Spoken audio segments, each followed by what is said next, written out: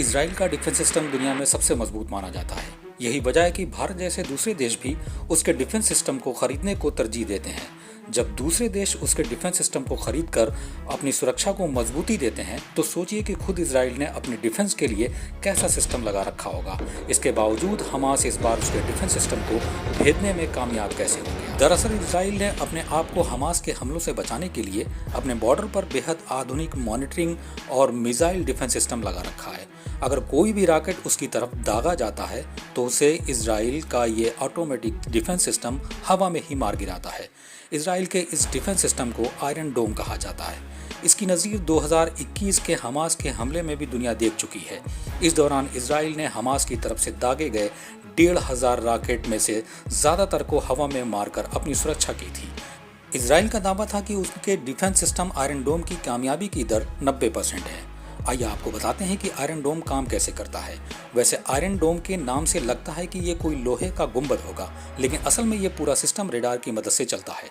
Iron डोम एक mobile air defence system है जो करीबी इलाकों से इसराइल के आबादी वाले क्षेत्रों में फायर किए गए शॉर्ट रेंज रॉकेट, मोर्टार और ड्रोन को नष्ट कर सकता है।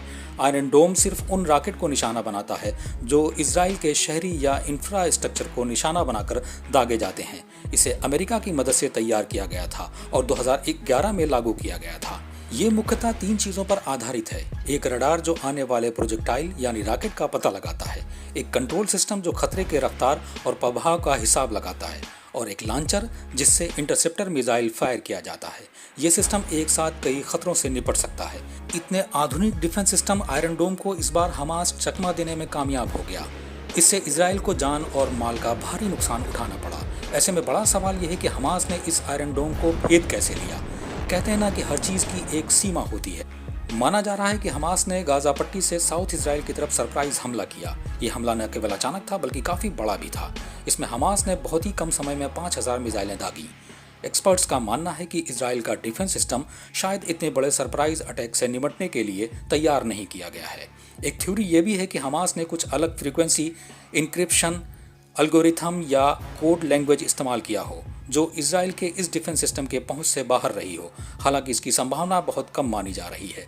वजह जो भी हो, इस बार के हमास हमले को इसराइल के मजबूत डिफेंस सिस्टम की बड़ी नाकामी करार दिया जा रहा है।